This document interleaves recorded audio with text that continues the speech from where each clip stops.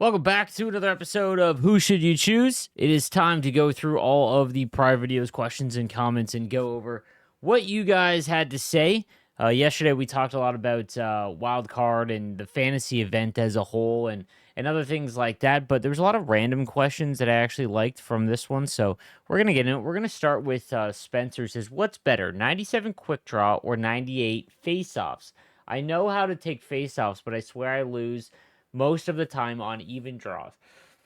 This is tough because there's no way to like quantify animations. So quick draw is an animation based ability. So like when you actually your player will move his stick faster, but it doesn't always result in wins with quick draw. It also works better on tie-ups in your own zone, defensive zone tie-ups. I would rather have 97 quick draw than 98 face-offs. Quick draw is more important. I just don't know what the attribute number is where the face-off attribute matters more. But quick draw is a very important ability. How do you get the 94 overall Hagel? I went and looked at the sets for this actually. Like I actually went online or in the game. And usually there's like a set where you can make the specific cards, but the 94 overall Hagel, there's no one where you can like specifically make 94 overall origin cards.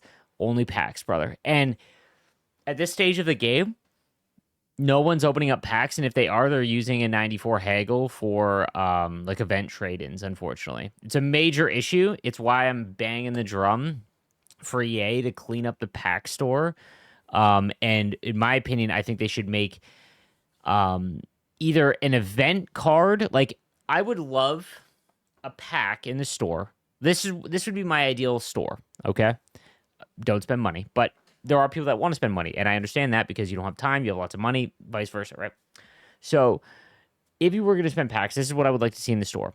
During an event, you can open up a pack that is event items only and make it, 5 cards. Or maybe even 3, and it's a choice pack, right? It's tradable as well. The reason why I think this would really help is in this situation right here, right? Not just for trade-ins, but obviously the coin value is going to be very expensive, as it should, but at least it gives you an avenue to try. The other thing I think that really needs to happen is daily content packs. So Tuesday content comes out at 5 p.m. Until Friday at 5 p.m., there's Tuesday content packs in the store where you can pull cards that are specifically from that content drop. And again, the issue that you run into would be they only release 20 cards. So if it was 10 cards, like you would just pull the best things, and that means they would have to price it as the most expensive card. And obviously that'd be super expensive coin-wise, but even money-wise. But I think that would allow the ability for players to start getting some of these cards. Everything in the store needs to be tradable. Like, EA, knock it off.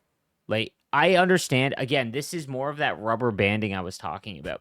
Much like what they've done with Hut Champs, and I don't mean this current content team. I mean, like, the last 5 years, where they've made all of the Champs rewards and things like that, for the most part, untradeable. And a lot of the stuff now is tradable. Like, the XP path, all that, great, right? But there are some rewards and stuff that is untradeable. But that being the reason why they did that, specifically in Hut Champs years ago, was because they didn't want the best players to get that much better, right? Get all of the rewards. Now their separation is so much higher than the rest of the player base. The same thing goes for people that spend money, right? If you want to spend an excessive amount of money in the game, give them a reason to actually spend money, right? Like that. This is one of the craziest things to me is that the packs in the store at the beginning of the year were so bad that people legitimately, even if they wanted to spend money, really couldn't because there wasn't anything worth the money, right? And now that would say then you're pay to win, right? But if everything's tradable, guess what happens when you get someone who wants to spend $2,000 in the game? All of the stuff that they don't want, which is a lot, right? Because there's only 20 slots on your team, right? All that stuff now, they'll sell for coins. They'll put it on the auction house. What happens when you put more cards in the auction house? The supply goes up, demand goes down, cheaper prices, right? Reverse inflation, baby. Or I guess that would be inflation. I don't know. But that's what I would do. Knock it off with untradeable packs in the store. Stop that. But that's one I would love to see daily content packs. Even if it was just for the day. Even if it was just for 24 hours, do it. So Wednesday comes out, team of the week's out. Put in the Wednesday content and then put a pack in the store where, again, maybe it's just a choice of 3 cards. Maybe it's just a choice of 3 cards. If there's only 20 cards coming out, sure, why not? You get a shot at the big stuff, but for the most part, it would really help the issue of nothing being on the auction house. I actually kind of like mascots. So one of the questions I posed in Wildcard was, is there anyone in my community that likes mascots? Bertrand says, I actually kind of like mascots, especially mascots plus Pareko. But I also loved Wayne Gretzky's 3D hockey and NHL hits. Realistic NHL games have always felt too slow to me. When I had a group of friends, they all played 09 against each other in person. I forced them to play with me on maxed out game speed. I think it more accurately represents real hockey. You don't have time to think. It's a game about instincts, reaction time, and pure beautiful chaos. It never feels like that from a bird's eye zipline view unless it's much, much faster. Give me access to a ridiculous game speed slider, at least an offline hut, and I'd be ecstatic. This is why I love posing these questions, man, because you get feedback. You think that the consensus is the almighty opinion, right? But there's other people that don't enjoy what you enjoy, which is like my favorite part about being a creator over the years is I've just learned that. Because early on, it's like, no, I know what the player base wants because I'm a hardcore player, right? And it's funny playing like this. Here is my thought on it. I think there should be a game mode where it's what you described. It was called Hut Rush. And that's the issue, right? That is the issue. And the problem is we don't have a player base big enough to add modes. Guys, that is really the issue. We don't have I don't know tech-wise if peer-to-peer is even a thing anymore. Guys, if you're gamers or you're super into tech and stuff, let me know. Are there games out there that are still peer-to-peer? And why that was important was because we have a small player base. We do. We just do. So what happens is, especially later in the year, not only do we have a small player base, but we have a server-based game. So in NHL 19, it switched to servers in Hut right before GWC, I think. And what ends up happening was, myself, I match.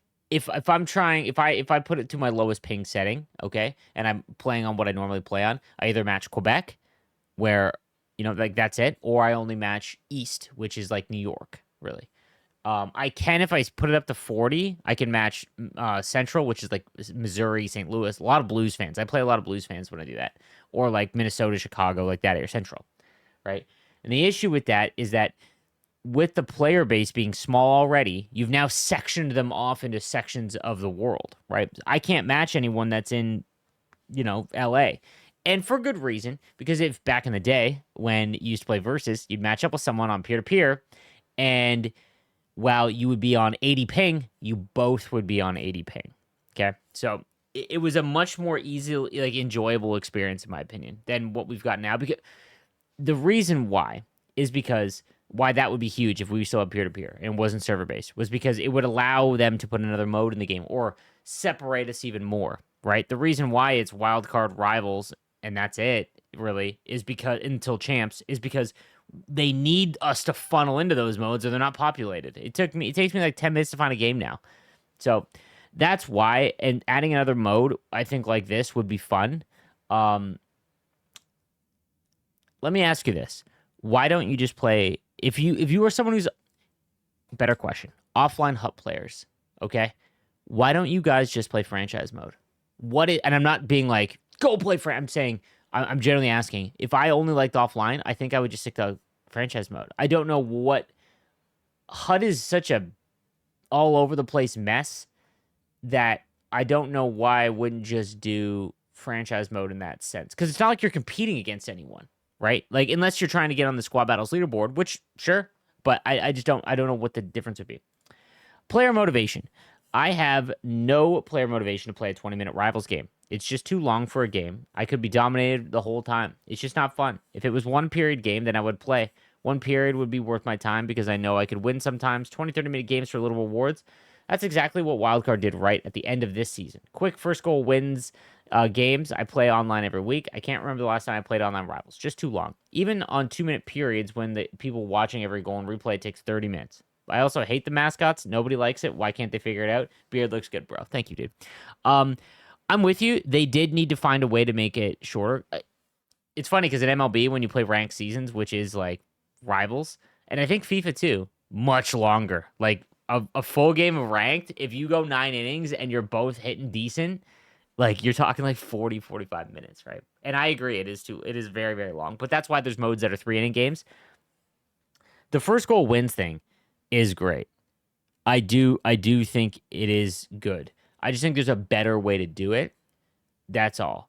And I think I was more there are more people than I realized that enjoy playing first goal wins and actually playing the game, as opposed to what I've run into because I'm at the higher end of the game, where it's first goal wins, pull your goalie, just get on to the next game. There's more of you guys than there is my experience in it, right? I'm just too competitive, and I wish I was better at video games for how competitive I am. I'm just a like I if I'm not competing against someone, I like lose interest very quickly. And wild card, it's like I'm literally playing for the rewards. I don't know what they could do. I the best wild card, in my opinion, was Gallery of Greats. Back in early January, Gallery of Greats event as a whole was an unbelievable event. It absolutely demolished Power Up Icons for the end of the game. When we found out they were going to do free ability events, but as there's no way to argue that that wasn't one of the best events because it came out when cards weren't overpowered. It was like 89 overalls. And the free abilities, all of the cards were insane. It was so, if you go back and watch my rankings video, it was so hard to decide who to choose. And that is that is the markings of a great event when everyone has different players. Like I saw so many players that went Sakic over Messier, or Yzerman over Messier, or vice versa. Hull over Sakic and vice versa. The defenseman too. Like it was awesome. And the way wildcard was they actually let us for like the first time use a majority of the master set players from that event. I didn't know who to make because the event was so good that I played wildcard to test out the MSPs, and I was like, that's how I made Bork. And I was like, this is it. Like that is what wildcard needs to be. And even in one goal games, like I think you could get it. Like I think you could get it, even if it was one period. Like if they just made it 1 3-minute period, I think they did that for the majority of the game. I think that's fine. But first goal win does have like some interesting aspects to it. I have over 500 hours in my NHL 25 game. 95% hut. My daily hat trick player, Weber, is now at 91 overall with 96 speed, or 86 speed and 84 endurance. Played all year. He never once made the team. What a huge disappointment. These were great ideas, horribly executed. And I hope they learn from them. Last year, it was the same thing. Those Quest to 99 cards, good idea. They rewarded you at the end of the game for getting playing all year, but they did not adjust it correctly. I didn't even get my Quest to 99 card, right? Like, you have to log in every day. And what I think should happen is in the XP path, extra hat trick collectibles. Easy fix. Easy fix. Because it's not even like you can get to 99 with them right now. They gate their overalls. So like if you log in December, no chance of ever upgrading that card to the max, right? There just isn't. So that pointless card. But it's Couture is a decent card. Like he has decent face-offs, and he was usable for a little while. Like he was Leonard was as well because he's just a goalie. But I think Couture was actually like low-key like decent. And it sucks that you couldn't upgrade them because you just couldn't get the collectibles if you didn't log in every day. But if you're completing the XP path, that's someone who is like playing a lot. So just put those in the XP path too. I don't get why they didn't do that. In Hut 20, James Neal blew up to a 98 overall, and the next best cards were like 91s. Adam Henrique was the first and only 99 overall card for a bit as well. Good times. That was what I remember. That's why I was stumbling on the Neal. I knew Neal didn't get to 99 first because he had like a really cold stretch. But I just remember him scoring like 10 goals in the first month. And I'll never forget this.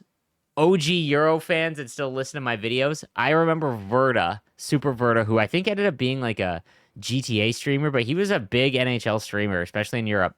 And he bought like 10 of them at launch of Fantasy. And no one had any idea if fantasy cards were going to be good or not. He bought like 10 of them. He ended up with like 8 million coins. It was absurd. because he had like and it was just, I don't know, that was just a random thing. I've been around for so long, but Verta, if anyone knows him, tell him I said I hope he's doing well, dude. BCOT, oh god, is this least skill game they have put out. Game is decided before puck drop on which team will get loose pucks, pokes, crazy glitch grout, rebounds. Pathetic game. Enjoyable when you get all the bounces, but absolutely garbage otherwise. God, because man, we've been doing this for years. For years. Because you need to play another game. Specifically you. Now, is it the least skilled game they put out? I would say it is. This game allows the lesser skilled players to stay in it or steal a game more than a lot of the other ones. Yes, I will agree in that. The introduction of the green one-timers allows players that probably would never stand a chance to actually score a goal against like higher tiered players. But I think if you go back and look at all the NHLs, there was always something. Except for NHL 22. NHL 22 was full sim based. They did the stick in physics. It was that was super sim based. And but your next part, game is decided before puck drop. That's you. That's in your head. That is simply you. There is games where I'm playing in the third period and I can tell that the bounces aren't going my way. I'm having a hard time with line changes. It feels like the game is fighting you. I will admit that. It does feel like that. But I also win games when it feels like that. Sometimes it's harder. This is the problem, dude. You are playing a sports video game that is a representation of the most random sport that there is. This is the problem that you have specifically. And other players, if you think like this, I don't want to burst your bubble here. If you watch a hockey game, do you know how many goals are scored in the playoffs where it goes off 3 shin pads off the bar on the back of the goalie's elbow and in the net? Like, bounces in hockey are part of what makes it so chaotic and insane. But in the video game, I don't know if there's a way to code that. That is what my stance on it. If there's like ice tilt and things like that. Do I think that there's probably sliders or something in the last minute of periods? Wouldn't surprise me at all. But I don't know how they would code luck, bounces, stuff like that. But I'm sure maybe, but it might have been in there from years.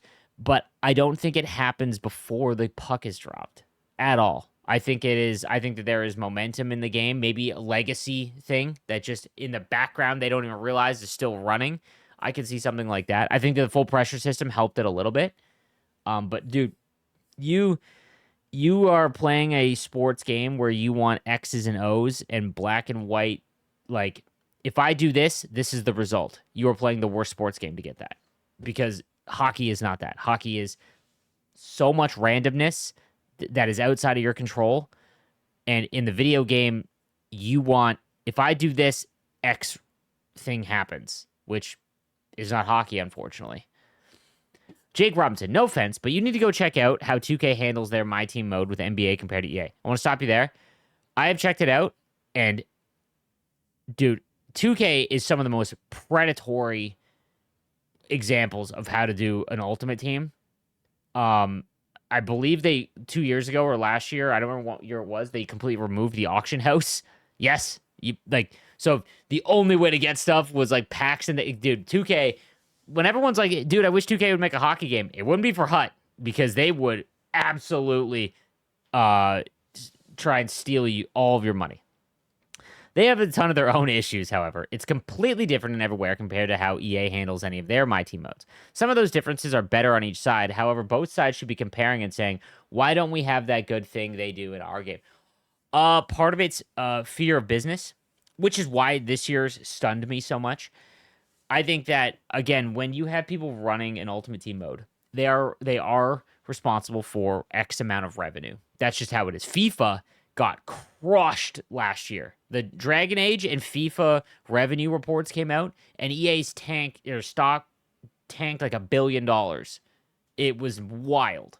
So there are people, like, if you drastically change HUT or any Ultimate Team mode, you have to understand that, like, there's a risk where people just won't spend money. So you in that instance, you have to be risk adverse, right? If you're you can't make big changes. You kind of got to stay on the tracks. HUT this year, like I said, man, if they didn't lose, not lose, if they didn't make considerably less money, then I feel awful for the player base that doesn't spend money in the game, because that means that there's still just enough people out there, even with a bad product. And I don't mean bad product in like the gameplay itself. I mean like the pack content was so bad that if people were still spending the same amount of money as prior years, which I know they weren't, then we're in a rough spot. So that's why I think on top of that, like, you can't just be a copycat, because then it's a bad look too. You want to come out, you want to have your own innovations.